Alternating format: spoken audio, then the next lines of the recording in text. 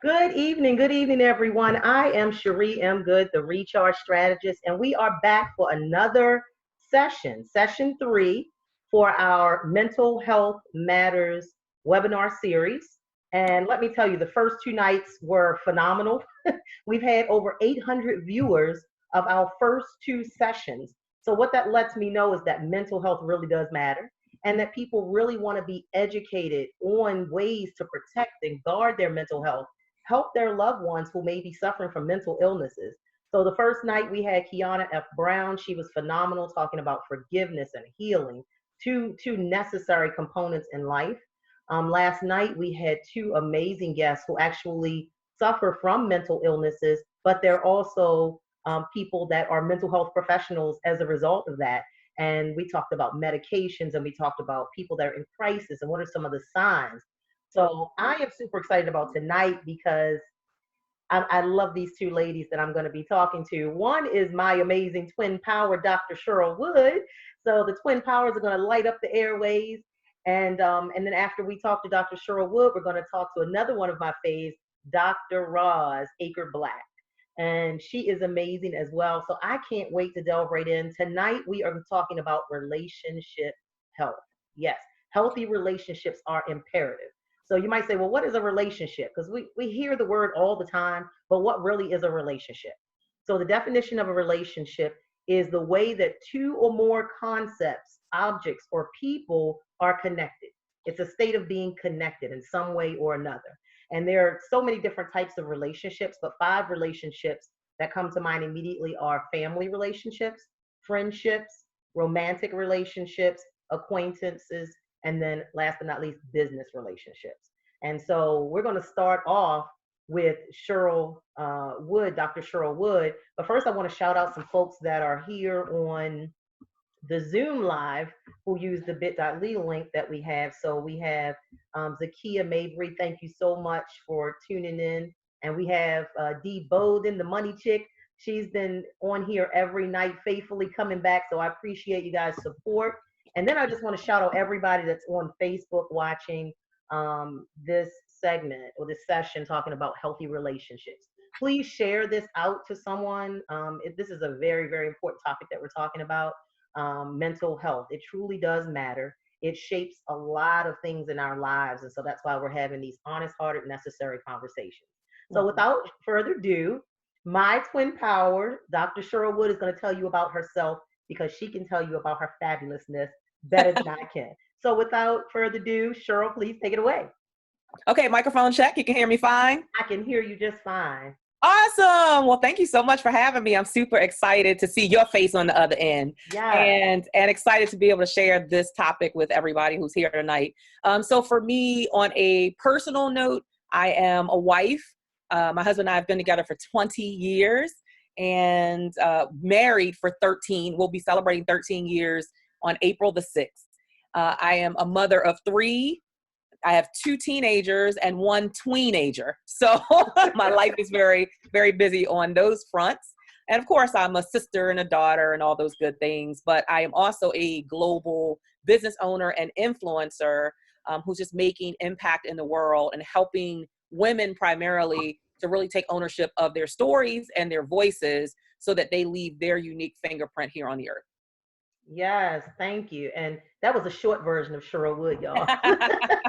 So talking about how long you've been married and been with your husband, that lets me know that you know a little bit about a lot about a relationship. Just a little bit, just a little bit about a lot of relationships. And so that's why I wanted to talk to you. And not only that, but you also have a large network. So with anything that we're doing in life, whether it be intimate relationships or business relationships, we have to nurture those relationships. Yeah. And we have to know how to set clear boundaries. And so I thought, what better person to talk about boundaries than you? And then later on, we'll have Dr. Roz talking about, like, after someone has hurt you or something, how do you recover from that in a relationship? So I'm super excited about that segment with her as well. But let's go ahead and talk about setting those boundaries, because I know, like, in relationships, a couple important aspects of relationships that I know in particular is three major ones. That's communication, respect, and trust. Those are Mm-hmm. three major components in any type of relationship. Without those, there can be a lot that can go wrong with that relationship. But setting clear boundaries from the beginning of that relationship seems to help that relationship to last longer, and it helps to cut down on a lot of, I guess, negativity throughout the relationship or problems. So talk about setting those clear boundaries. I'm going to turn it over to you. Yeah, I mean, for me, the first thing is really to identify that relationships require time, energy, and effort. And that if they are not managed well, that yes, they can become a source of stress. Yes, they can become a source of anxiety and even depression when things are going toxic or negative in those relationships. So the first step I would say is for every person to just take inventory of your relationships. What are the relationships that you know that you need to give time, energy, and effort to? And of course, each one is going to be different. So for me, I've identified 8 relationships that I need to nurture. 8? Woo, I'm exhausted thinking about it. And Exactly. I just mean in 8 categories, not just 8 individual relationships. So there's my relationship with myself. There's my relationship with my spouse, my relationship with my 3 children. There's my relationship with my family, my siblings, my sister, my brother, my mother, right? My extended family. Relationship with my friends, my customers, my suppliers and vendors who service me so that I can have this successful, global, profitable business. And then my relationship with my team, the people who are working directly for me. And for some of you, if you're in business, it may be your team, it may be employees, whatever it is, your staff. So for me, that's 8 categories of relationships that I know that are important to me, valuable to me, and I have to give time to. So then I break it down into questions.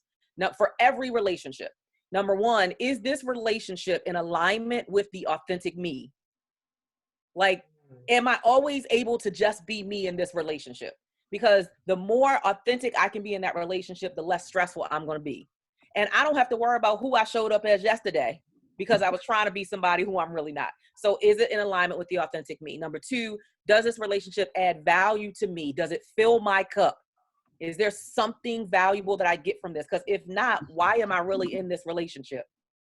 Number 3, does this relationship drain my energy? Does it take from me? That's when you get into the space of stress, anxiety, depression. And then the last 2 questions, is this relationship reciprocal? So important. Or is it just a take? I give, and there's nothing coming back to me. And last, is this relationship for a season, a reason, or a lifetime? Those are the questions that I always reflect on. Yes, come on through, Dr. Cheryl Wood. Come on through. Listen, for anybody who's just tuning in, we are talking about relationship health, and relationships can shape your mental health. And so Cheryl Wood is making you ask some of those juicy questions that we try to avoid sometimes. Like, can I be myself in that relationship? Does it add value to me? Does it drain my energy? Is it a reciprocal relationship? And last but not least, she said we should be asking ourselves, is this relationship for a season, a reason, or a lifetime? Why are you in that relationship? Ooh, y'all better get y'all pen and paper out because this is juicy. Now, there's sometimes a red flags that we can get in relationships. Yep. So I'm going to touch on a couple of those. And if you want to jump in on any of them, please feel free. So one red flag in a relationship is a lack of communication.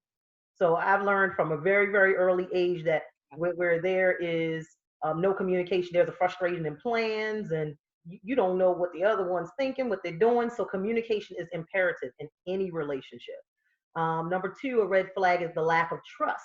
You have to trust the person. Why are you in a relationship with somebody if you can't trust them anyway? Because that shapes a relationship. You have to trust whoever you're going to be around. The next thing is unpredictable behavior. Does that person that you're in a relationship with have unpredictable behavior? You don't know who it is you talking to today and who it was yesterday. And that goes back to those mental illnesses we were talking about yesterday. Are you talking to Steve or Ted today? Which person is representing themselves this day? So if they have unpredictable behavior, those are some red flags that you may want to think like, is this really a relationship I want to be in?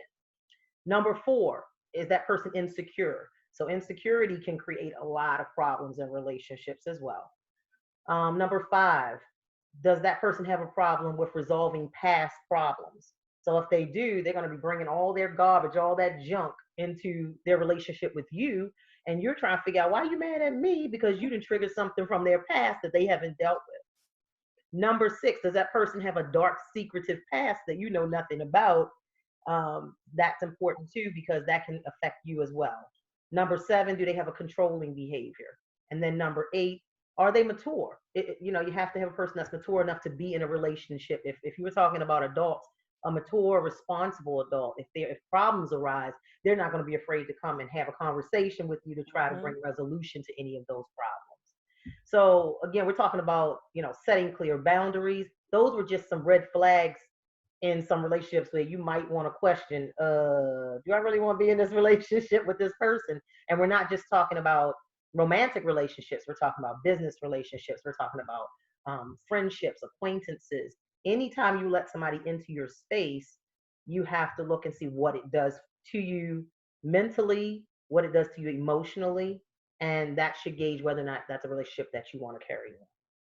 Yeah, So, and what I would say in terms of, to piggyback on that, is for me, it's set clear boundaries, it's communicate those boundaries, and then it's stick to those boundaries. And this is what I want everybody to really, really receive, that inconsistency is nothing more than a breeding ground for a repetitious cycle of what you don't want. Wow, say it again now. Say it again. Inconsistency is a breeding ground for a repetitious cycle of what you don't want. So there's one thing to set a boundary, but now you set it in your mind, but you didn't clearly articulate it. Okay. Then there's another scenario where you set the boundary, you articulate it, but now you're not even sticking to it. You're not firm with it. And so now that causes a source of frustration, sometimes anger, sometimes resentment on the part of the other individual. Again, we're talking about not just spousal relationships or you and your children, but for me, with my clients, my customers, with my vendors, with my team, like I have to make sure that I'm creating boundaries, but that they're clear, they're firm, they're consistent. I don't want to be inconsistent because they get confused and now I continue to get the things that I don't want. So that's very, very important that we are establishing that. Another thing for me with setting boundaries is, number 1 is being willing to delegate tasks and not feel like you have to have, especially for our ladies, the big S on your chest. Because sometimes some of us, we like to be a martyr. A martyr is a person who is suffering for something. You have great agony, right? Which causes mental instability and stress. And some of us, we bring it on ourselves because we want to be celebrated for how much we put on our plate. But so we complain about it, but with hopes that in turn, people will celebrate us for it. And I'm saying, take the S off your chest, take the cape off. I'm saying, stop being a martyr. When you are done, when you are stressed, you are no good to anybody. You know this, right? Miss Recharge Strategist, she knows this. So that includes your customers, your clients, that includes your spouse, your children. There are some times where I might come home, which moves me to the next step, which is don't be afraid to say no or not right now. And make that the complete sentence, right? Yeah, make that the complete sentence. There's sometimes, I know in the past, I've been really bad about managing my relationship with my spouse and my children in terms of expectation and tolerances. Expectations and tolerances. And I would create the expectation that I would leave my house at the crack of dawn to go speak at an event. I would go speak at the event and I would come straight back home the same day. If it was somewhere that was in a 1 to 2 or 1 to 3 hour span for me that I could get there on a flight, I would come back home the same night. I might not get back home till midnight. And the next morning, my kids will want me to jump up and take them wherever. And I used to say yes. And I would create all of this stress, mental anguish on myself because I was trying to be the hero or the shero for everybody in my household. Yes. And I had to learn that did not serve them well, and it did not serve me well. And so I started to shift and do things differently. And I started to share with them. Again, I didn't just create an expectation and hope they would fall in alignment. I created it, I said it, then I clearly communicated it. I said, I need to have a family meeting. Everybody come in the living room. We need to talk. This is how mommy has been doing things. Mommy's not going to put that pressure on herself anymore. So instead, what I'm going to do is I'm going to fly into wherever I'm speaking to a few hours earlier so that I can relax. I can get my mind at ease so that I can present well on stage. And then guess what? Mommy's going to spend the night at the hotel, and she's going to order room service and enjoy herself, because every other day that I'm home, I'm serving everybody else. And they're like, Mommy, yeah, you deserve it. So you'd be surprised at the buy-in that you get when you just speak up for yourself. That's one of your pillars. You talk about advocating for yourself. Like, you have to speak up. And so I started speaking up and saying, guys, I'm exhausted. Like, okay. And sometimes I know I promised you that, but right now my body won't allow me physically to do the thing that I promised. But you know what? I'll do it tomorrow. Or let me take a nap. If Mommy just gets a power nap, then we can go ahead and we can do what we said we were going to do. And I mean that even with, let me talk about customers really quickly, and then I'll turn it back over to you. Even with customers setting boundaries. There used to be a time as a businesswoman that I would answer an email all hours of the night. You would get a dissertation from me via email. I would respond. Or if somebody was irritated about something, I'm quick. Oh, I gotta let them know this is a mistake, and and I'm explaining myself. Now my hours are 9 to 5. I said my hours are 9 to 5. Yeah. Because if I create the expectation, then I can't get mad at my customer for having the expectation that I'm going to send them an email I'm going to respond to an email if they send it to me at 3 a.m, or giving people too much access to you all the time. They can get you anytime. They can text you, they can tweet you, they can message you, they can email you, and you're going to respond immediately. Well, there used to be a time where you had to leave me a voice message, and you would have to wait till I got back home to respond to the voice message. And it probably wasn't going to be until after I ate dinner anyway, right? Yeah. But now we're in this fast-paced society. So for me, a couple of things is being willing to say no and claim that and own that as a full statement. Being willing to say yes to help and asking for help when you need it in any relationship. Being willing to state what your expectations or tolerances are and revisiting that if you feel like it's gone off track. Asking for space when you need space is important in any relationship to maintain your mental sanity, to maintain your joy, your peace, your happiness, having that space for you, speaking up when you feel uncomfortable about situations, and then honoring you by being willing to put you first. Wow, that was good. I'm loving it. And you are right in alignment with some of the ways that I jotted down this evening that I was going to share to set boundaries. So name your limits. You said that. You named your limits. Look, I can't keep doing this because it's not healthy for my mental state. It's not healthy for my physical state. I need to perform that self-care. So not only did you name your limitations, but you did what I have down as number 2 is to tune into your feelings. You were feeling overwhelmed. You were feeling that superwoman syndrome where you needed to put take that cape off and put it down because you were feeling overwhelmed. You were number 3, you were direct. Yep. So you told them, listen, I know we've been doing it like this, but this is how we're going to do it now because I need to nurture and take care of myself. Yeah. Number 4, you gave yourself permission. You gave yourself permission and you said, it's okay that I can't be superwoman. I can't do all these things. I have to change some things. Number 5, you practice self-awareness. You have to practice self-awareness. You have to be aware when you're becoming overwhelmed. You have to be aware when it's time for you to perform some self-care. You have to be aware when it's time to change some things up. The number 6 way that I had written down to set clear boundaries is to consider the past and the present. So you looked at the past and you was like, look, this past is not working. The way I was doing things before is not working. So now we're in the present. This is how I want to do things to continue to nurture myself, protect my mental health, protect my physical health, perform that self-care. And then 2 more ways that I had to set clear boundaries is to make self-care a priority, which you said, hey, I'm staying in the hotel this night so I can recharge my batteries so that I can be ready to take on mommy hat. So we wear so many hats, especially as women, that we don't set clear boundaries, that we can't be everything to everybody. And we can't pour from an empty cup. Our cup has to be full first before we can do anything for anyone else. And last but not least, seek support. So name your limits, tune into your feelings, be direct, give yourself permission, practice self-awareness, consider past and present practices, make self-care a priority, and then seek support. You sought out the support of your family to be along with you and go along with you with your self-care journey.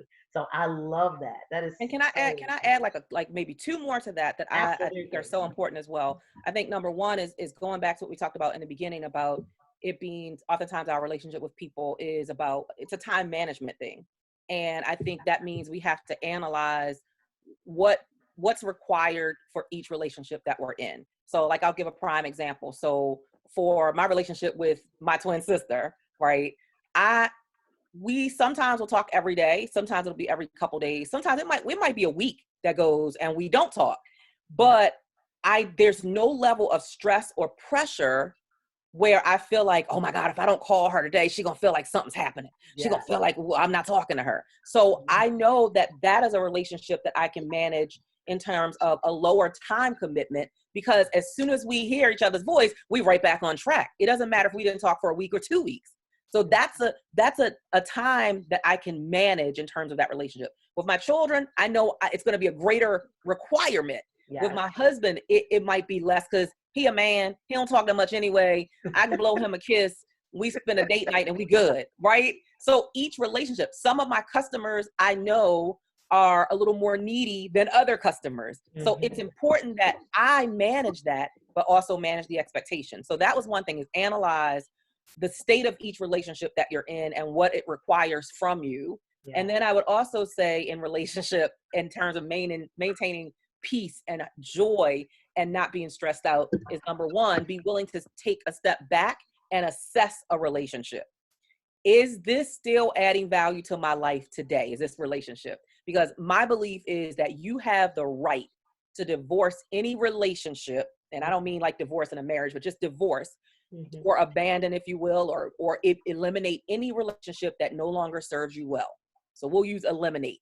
You have the right to eliminate any relationship that no longer serves you well and has become in a space of toxicity versus encouragement versus happiness versus joy versus peace and versus calm. If that relationship is making you feel stressed out, discomfort, resentment, anxiety, fear, that is not a healthy relationship, which means you're not going to have a healthy mindset. So be willing to take a step back and reassess relationships as you go along, and then be willing to release the relationships or eliminate those that were intended only for a season. It's very important. And then last but not least, guys, don't ever feel like in any relationship that you have to have the last word or that you always have to be right. I believe that allows you to maintain such a peaceful state of mind in any relationship. Husband, children, customers, vendors, your team. Don't ever feel that you always have to be right or always have to have the last word. Wow, that was great. Thank you so much, Cheryl. Now, I know we had you go first because I know you have another engagement in about 5 minutes. If anyone has any questions that they want to ask Cheryl, please just type them in the chat box, or if you're on social media, you can always type them there. And if I can see them, I will respond to them there as well. But thank you so much, Cheryl. Please tell everybody how they can contact you, how they can get in touch with you, because you do a lot, not only in the community, but as far as helping women entrepreneurs to find their voices and tell their stories with passion. And so tell everyone how they can reach you and stay in contact with you. Yep. So you can connect with me online at CherylEmpowers.com, or you can connect with me on any social media platform at Cheryl Empowers. All right. Thank you so much, twin sister. And for those who didn't know, Cheryl and I really are twin sisters. So we call ourselves the Twin Powers. Well, we really didn't create that. Somebody else called us the Twin Powers. Yeah. And we just was like, I like it. We're going to keep it. And so people think that we aren't really twin sisters. We are biological twin sisters. We are 2 minutes apart. Yep. I'm the oldest. On our birthday, she has to wait 2 minutes to turn the next year. But I think I'm going to switch that around the older that we get. I'll let her have it first. The older now I'll call you and be like, go ahead and turn whatever the age is. Thank you so much. I know you're busy. Thank you so much for your time. If you missed any part of this will be on YouTube, and so you can watch the replay. So Cheryl, thank you so much. And we're going to switch on over to Dr. Roz. So let me put you on, Dr. Roz, so we can hear you. Hello, Dr. Roz. How are you?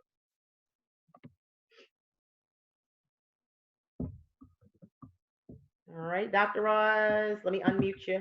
There we Uh, go. testing, testing. Can you hear me? Yes, I can hear you perfectly. I don't see you. Awesome. I don't see you though. If we can put your Oh, video camera on, we would love to see your beautiful face. gotcha. Sorry about that. I didn't want to That's interrupt right. Cheryl. That's Hi. right. How are you this evening? Excellent. How are you? I am doing great. I am super excited to have you. You know, you're one of my fave doctors, and so I know that you are like one of the relationship gurus around. And so I said, "Listen, Dr. Roz, I need you. I need you." And of course, with your wonderful self, you said yes. Please tell everybody a little bit about yourself, and then we'll get right into talking about how to heal after someone in that you're in a relationship has betrayed you. Ooh, that's juicy. Y'all better get y'all pen and paper. So tell us a Hi, little bit about you. absolutely. Hi, everyone. I'm Dr. Roz Aker-Black. I'm a clinical psychologist by trade. I love all things relationships. And so I just have this passion and this idea that everyone can have a healthy relationship as long as you have the right tools. And so although my background is in child and family and forensic psychology, relationships is at the core of all of that. And so I really have spent a lot of time just developing or trying to explain to people what relationships are and how they affect everything in life that we do. So that is the gist about me. I am the series psychologist for TV One's For My Woman.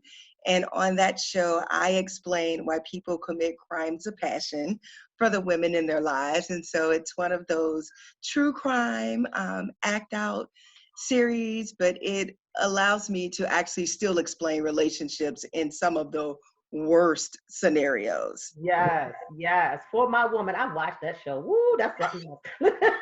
But you do such an amazing job narrating why people are doing what they're doing. So I love that. And I just knew you would be a great person to have on this webinar series.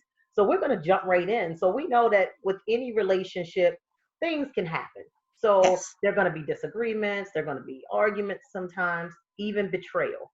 And so tonight, you're going to talk to us about how to heal after betrayal, which is juicy because it's not just about a romantic relationship. It also can be a friendship where you are betrayed by a friend, by a family member. So we're talking about like general relationships, not just a romantic one. And so I came up with 5 C's to a great relationship. And you Okay. tell me if any of them you don't agree with, Dr. Roz.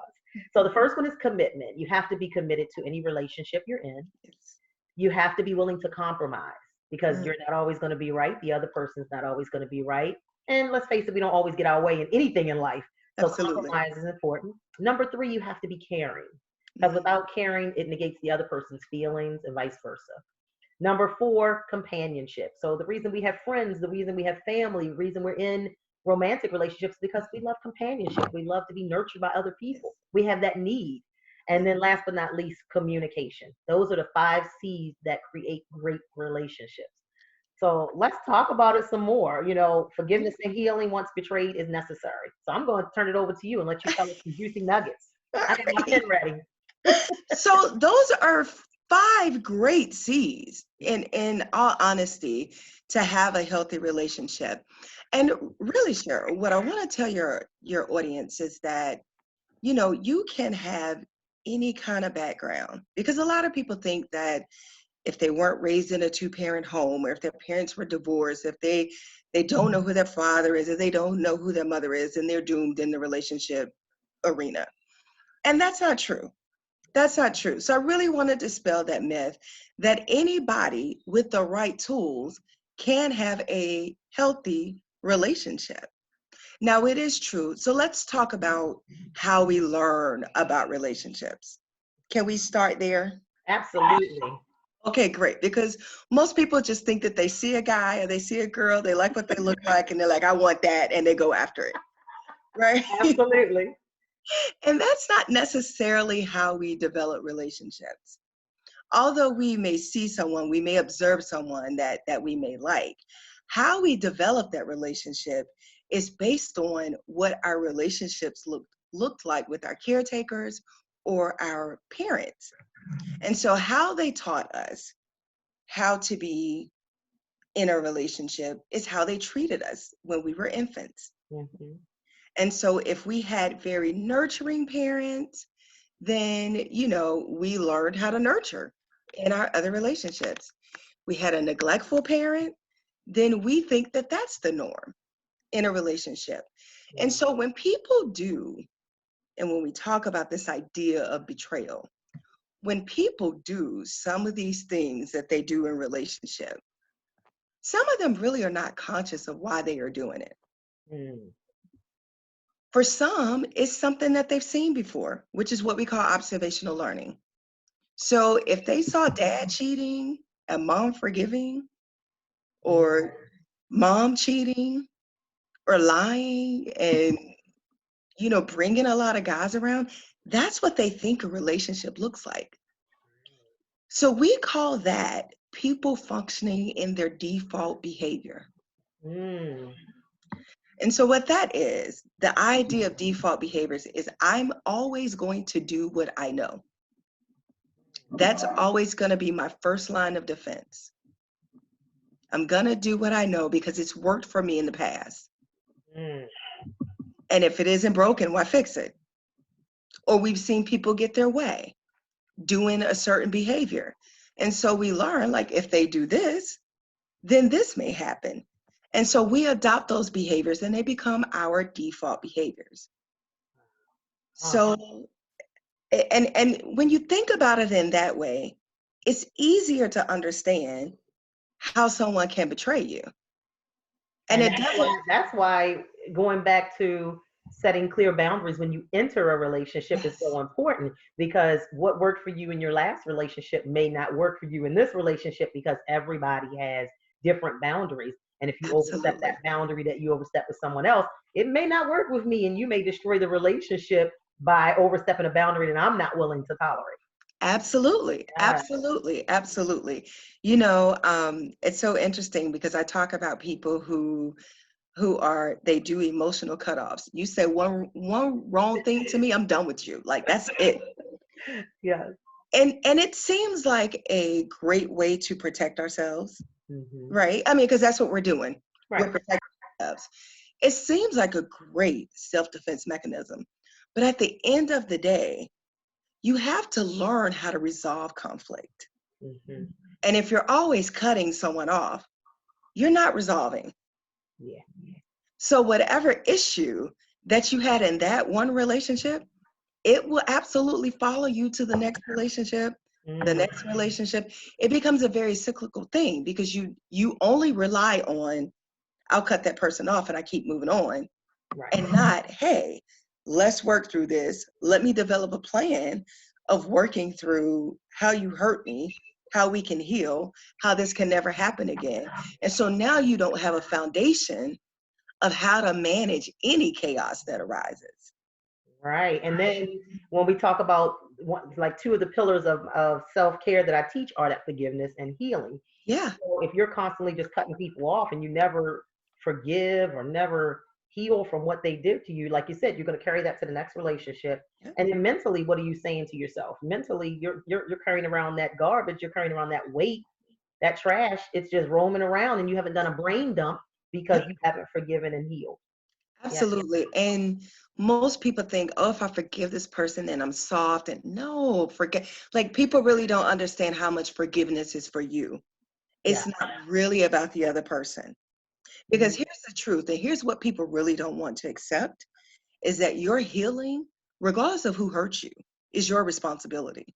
I always say it's up to you how long you let what hurt you haunt you. So it can be Absolutely. like a bad dream replayed over and over and over again if you don't deal with it and you don't heal from it. So if you're just letting it linger up there, occupying free space in your brain, you're truly not healing. So yeah, Absolutely. like you said, that healing, that forgiveness, it's for you, not for the other person. It's for you to have peace and protect your peace.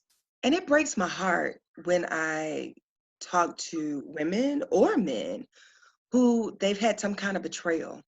And it's Mhm. 10, 15, 20 years ago. And it is still affecting them in a way that they're not getting to their best self. Mhm. And so I always tell people, when you choose not to forgive, you're also choosing not to heal, and you're choosing to stay in pain. Yes, absolutely. That's the hard part, because people are like, I'm not choosing to stay hurt. But when you make a choice not to forgive and not try to heal, you Mhm. are then ultimately making a choice to still function in that pain. And then you get stuck like you have quicksand on your feet because you're stuck in that place of hurt. And I always say, if it's not going to matter 5 years down the line, why are we wasting 5 minutes on it? Um, Absolutely. and I mean, that's Absolutely. easier said than done, because things, especially the closer someone is to us, the deeper it cuts like a knife, and the harder Absolutely. it is to heal. And that's why sometimes we need to see mental health professionals like yourself to help us to work through that, to help us to have less recall of those things that have hurt us. Because it's a normal part of being human to feel hurt, to feel pain, but it's up to us how long we stay stuck in that place. Absolutely. Absolutely. And so, in saying that, I also want to give your audience some nuggets on how to heal, because it is easier to say, oh, just forgive and forget. Yeah. I'm a very forgiving person, so that comes very easy for me. But for some people, they forgiving is hard. It's like getting an act of Congress, right? It's hard. They can't seem to get past someone wronging them, and they're waiting for this person that hurt them to apologize. So I always tell my clients, listen, you have to be your own, as you and Cheryl were saying, you have to be your own advocate. Hmm. You have to be your own advocate for your healing, because you may not ever get that apology. Yeah. So you can't sit around waiting for the person that hurt you to give you permission to heal. And then sometimes the person that hurt you may not even know they actually hurt you as deeply as they did. So Absolutely. sometimes, like you said, going back to that default behavior, they may be so used to doing that behavior, they don't even realize they even did anything to them. Like, what I do? And And most you're people sitting there, don't. yeah, and you're waiting for them to apologize. You're waiting for them to acknowledge what they've done to you, and to them, they don't feel they've done anything wrong. So that's another reason why it's important to clearly communicate if you're trying to savor that relationship in particular. Clearly communicate. You hurt me by doing this. How can we Yes. get past that? Absolutely. Absolute communication is key.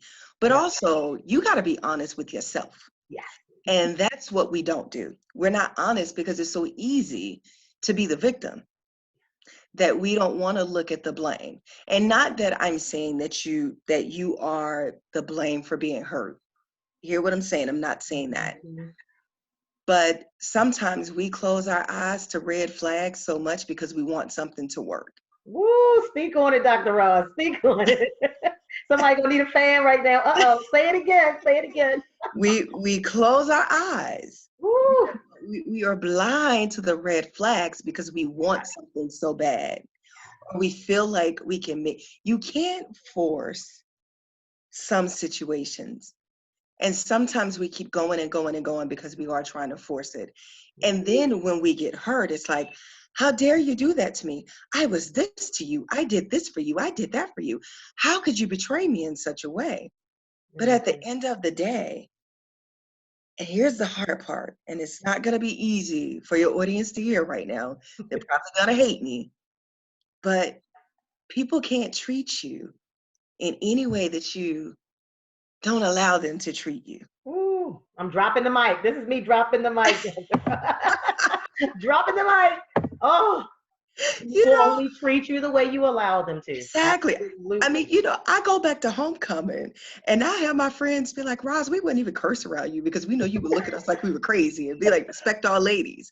Because when you set the standard of how to be treated, Yeah. people rise to the occasion. We have this idea that people will not rise to the occasion and that we may lose them. So we loosen our standards, or we're afraid to say what our standards are because we want something to work so bad. Yeah. And when we do that to ourselves, we are hurting ourselves in the process because we're accepting something that we already know compromises who we want what we want and who we really are. Woo. She is stepping on some toes, y'all. Some of y'all feet is hurting right now because she is stepping on toes. So Dr. Ross, like we're gonna dig a little bit deeper. So Okay. you have this hurt. You have somebody who's compromising everything that about you, like, this is not what I want. I said I wanted everything opposite. Now I'm in this relationship with a person, whether it be a friendship, whether it be a family member, whether it be a romantic relationship. Mhm. I'm in a relationship with all these things I said I didn't want, but I don't know how to walk away. Talk to that person. So here's again where you have to have an honest conversation with yourself. And we don't do this. Like, no one is sitting around saying, Self, how is this relationship working? Like, we're not doing that. Yeah. So I don't want you guys to think that I'm like just being crazy and kooky, because we're not doing that. Yeah. But here's what you have to do. In the psychological world, we call it the CAB effect. So I'll break that down. C stands for cognitions. So that's how we think. That's our thought process. That's how we take in information. So C stands for cognitions. A stands for affect, which is our mood state, which is how we feel. And then B stands for behavior. So I really want people to hear this and hear what I'm saying. Our thoughts influence how we feel, and our thoughts and our feelings influence how we behave. So positive thoughts, positive feelings, positive behavior. Negative thoughts, negative feelings, negative behavior. So we've all had this moment. No one is immune to this, that we've done something and then we're like, oh my God, why did I do that? What made me do it? Why did I do that? I knew that was going to make this escalate. Why did I do that? I knew that was the wrong way to respond to this situation. Why did I do that? Because you're being influenced by your thoughts, you're being influenced by how you feel, and it's in turn dictating your behavior. Yes. Oh, I like that. The cab effect. I've heard that before, and I love that because it's so true. Because everything starts in the mind. So you said Absolutely. cognition, so it has to be a thought first before it becomes an action. So that's Absolutely. absolutely true. Now, like a lot of times people are afraid to end a toxic relationship because they think they're going to have regrets later. Mm-hmm. Mm-hmm. So I think it's important too to weigh out to do that scale. Weigh it out. Like, Absolutely. what are the benefits of being in this relationship and what are the negatives? And if those negatives outweigh the benefits, then that's when you really have to have that serious conversation that says, look, it's time to exit left. Absolutely. Everything that I consider in life now, it's considered through the CAB effect. What am I thinking about it? How is it making me feel? And ultimately, how is it making me behave? And these are always after the fact things, because your behavior is what you see. Yeah. Your behavior is what stands out, not really what you're thinking or feeling. Because I say this all the time, nobody is really waking up on the wrong side of the bed. You're getting up on the same side of the bed that you always get up on. Yeah. But we like to say that when we wake up and we're feeling a certain way, like, oh, just got up on the wrong side of the bed. If you just take that moment to just do an assessment of what you're thinking, then you'll understand why you're feeling that way. Yeah. And if you are having more days of waking up like that than waking up joyous, then you have to fix something. Something's not right. So you have to get to the core. You get to the core of how any betrayal is affecting you, how any relationship is affecting you by doing the CAB effect. How is it affecting how you think? How is it affecting how you feel? How is it affecting how you behave? And when you get honest about your thoughts, your feelings, and your behavior, then now you know where to start your healing. Now you know where to start to heal. You've gotten to the core of how someone's behavior has truly affected you. And once you recognize, because the biggest part of healing is that people don't know where to start. All they know is I feel pain. Right. I'm in pain. I don't know where to start. I don't know, what to do. Here is a proven format. Think about your thoughts. What are you thinking? And if you have to write it down, Even if it seems like a crazy thought, write it down. Keep a journal of it. How are you feeling when you had that thought? And what kind of crazy behavior did you exhibit? Because that's what gets our attention, the crazy behavior. Yes. That, I mean, it sounds crazy because you think that you would recognize how you feel first. Mm-hmm. But what you recognize first is the behavior, because the behavior may get you in trouble. The behavior may have legal ramifications.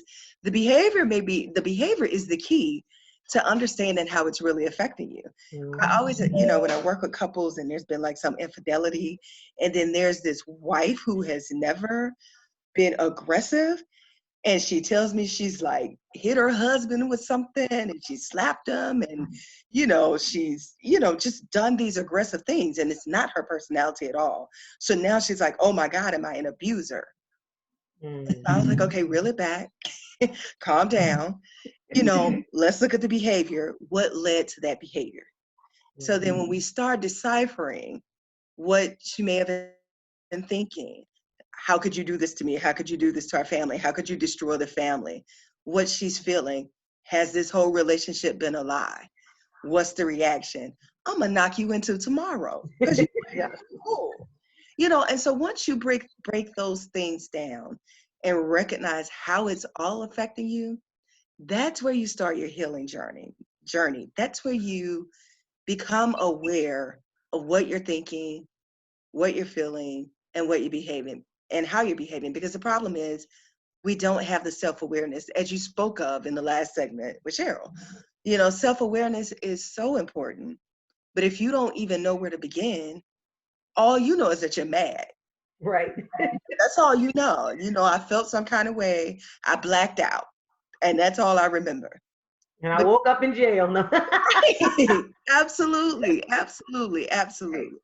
Yeah, that's some good stuff. And then, I always say insanity. What's the definition of insanity? Doing the same thing over and over and over again and getting different results. So if you're Absolutely. doing getting the same results, I'm sorry. So if you're doing the same thing over and over and over again and you're getting those same results, it's time to switch it up. Yeah, it's not working. It's not working for you. Yeah, absolutely. It's getting you through the moment, but it's not working.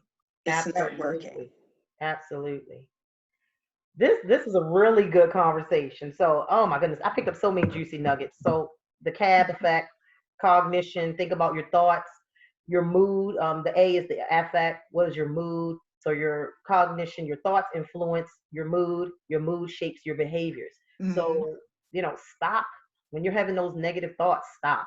Yeah. First of all, stop. And it's up to you to reshape your thoughts. Absolutely. So if you're in a negative mood, like you said, we don't really get out of the wrong side of the bed, but we say I got up on the wrong side of the bed. It's up to you to get back in and get on the right side. That's right.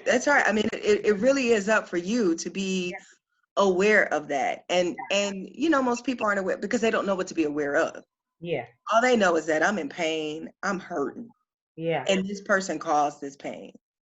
And beware of shifting those feelings that you have for somebody else onto somebody who has nothing to do with what you're feeling the hurt about. So I think that's important as well. This has just been good. So nurturing relationships, that honest, kind, but constant communication. It takes work to be in any type of relationship. Keep your sense of humor. Sometimes some of us just get offended too quickly. Yeah. And really the other person didn't mean any harm. They may have been joking, but maybe our communication is off. And so we're not recognizing, okay, they're just joking with me and I took offense and now I'm hurt and I'm mad and it wasn't even that serious. Well, typically when people get offended like that, there's a trigger from a past trauma. True. So true. So it's a trauma that they haven't. That's why I say you just can't go through life doing emotional cutoffs because you'll have triggers. And now you beefing with the new guy or the new girl that you like, and they're looking at you like you're crazy because they don't understand that in your last relationship, you were gaslit so many times that now it felt like when they did something, it felt like a gaslit situation. And so you automatically put your defenses up and it just looks like you just full of drama. Yeah. Triggers, knowing your triggers. Absolutely. Yeah, we all have them. We do. And the truth of the matter is, when you become aware of your triggers, then going back to what you said in terms of communication, you can communicate your triggers to your new partner or to your new, or in your recent relationship. You can communicate your triggers, and so being able to understand what may trigger you. Yeah. That's where you have your honest conversations. Yeah, be like, listen, when you do that, it takes me from 0 to 10 because in my last relationship or my last friendship or my last a family member did this to me before. That's a good point. Communicating that, being open and honest, knowing your own triggers can definitely avoid a lot of relationship conflict. Absolutely. So time is like flying by. When you're having fun, that's what happens, right? So I'm gonna just let you have a moment to just give some final thoughts, and then I'll let you tell everyone how they can get in contact with you, utilize your services. Just share all the goodness about you. Okay, awesome. Thank you. Like I said, forgiveness and healing is for you, and you are responsible for your own healing. So the first part of that is being an advocate for yourself. And the way that you become an advocate for your healing is that you rely on that CAB effect. You really do a thorough assessment of what you're thinking, how you're feeling, and how it's making you behave. Secondly, what you want to do is that, we call it reframing. Mm-hmm. You want to look at the situation from that other person's perspective. And you really want to understand their behavior as well. And so your communication lies in getting to trying to understand their thoughts, trying to understand how they felt, and trying to understand their behavior. Yeah. Not saying that that person will always give you that. But if you have an open, honest, and vulnerable conversation with this person and use I statements, I felt this way when this happened, I felt this way, not putting the blame on them, it makes the conversation a whole lot easier. So being able to reframe, because not every time when we get hurt is it intentional. Yeah. People are just reacting sometimes to a situation because some people are just impulsive. They don't think things through. And there's a myriad of reasons of why people have impulsive behavior. But when that occurs, you have to understand who you're dealing with. Mm-hmm. Again, you have to have a very honest conversation with yourself. Who is this person? And that means you have to look at their actions, not what they say, their actions, and not brush it off as if it's, oh, it's so cute when he did that. No. Take note of it. Yeah, Take note of it. and people send in their representatives in the beginning a lot of times. Yeah. You don't get to know the real person. They send in that representative and you think they're the sweetest thing, walking the face of the earth. But in all reality, when you get to know that person, you know their inside and outs, their mood swings, what makes them tick and what sets them off, what are their triggers. Yeah, they can't hide crazy for too long. And I say crazy, but it comes out. Absolutely. It comes out. And that's why I say you can't get so caught up in the sex and he's doing this and he's doing that. She's doing this, she's doing that. You need to look at actions. And if they do not line up, and if anything makes you feel uncomfortable, it's time to have the conversation. Don't be 3 months into a relationship when you saw it 3 weeks in. Yes. People laugh at me all the time when I tell them when I met my husband on our first date, I was like, oh, I don't do that whole girlfriend thing for a long time. You got like 3 years with me to date me. You can't figure it out by then. Then we don't need to waste each other's time. We can be beautiful friends. And I remember my husband just looked at me like, say what now? It completely caught him off guard. Yeah. But I set the standard of, this is who I am. This is what I desire. And this is not, making you feel like you have to do this. I'm not manipulating you. I'm giving you a choice to see if you still want to continue with this. And I'm also letting you know that I will make a choice to protect myself at all costs. Absolutely. So Please tell everyone how they can stay in contact with you, how they can utilize your services. You are just phenomenal. I love your pieces. I told you you're one of my faves. Thank you. I love you too. Everybody just has to know how to stay in contact with you because all these juicy nuggets, there's plenty more where that came from, guys. So you have to stay in touch with Dr. Roz. So go ahead and tell everybody how to contact you. You guys can reach me at I am Dr. Roz, and that's DRROZ.com. So I am drroz.com is my website. And my social media handles are Dr. Roz Aker-Black, and I will spell that out because I know it's extremely long. DrRozaker-Black. So I'm on Instagram, Twitter, and Facebook. And it's for those that are on Zoom, you can see it on the bottom of the screen. For those on Facebook, you should be seeing it in all the posts advertising leading up to this, how to spell her name if you missed that spelling. Thank you so much, Dr. Roz, for giving us a portion of your time this evening. I know you are extremely busy, but I thought this was such an important topic that we had to discuss it. And we couldn't do it all in one night, so we broke it up in 5 different sessions. So I want everyone, please tune in again tomorrow. This was session 3. Tomorrow, session 4, we're going to have 2 more mental health professionals. We're going to have Aneem Awu from Boston, and then we're going to have Joshua P. Smith from Mississippi. And they're going to be talking about how your general health affects your mental health. So if you're not healthy in general, it does have an impact on your mental wellness. So please join us again tomorrow. And the link for that one is bit.ly/general health. So I want everybody to make sure you tune in tomorrow. I will be posting that on social media. If you missed any portion of this recording, it's going to be on YouTube. I will put it all on social media. Again, I am Chere M. Goode, the Recharge Strategist. Thank you for joining us tonight for this honest, much needed conversation about mental health matters. I will see you guys tomorrow. You can reach me at totalharmonyenterprises.com, or you can email me with any questions that you would like for us to discuss on future webinars at selfcaremaster@gmail.com. Have a great evening.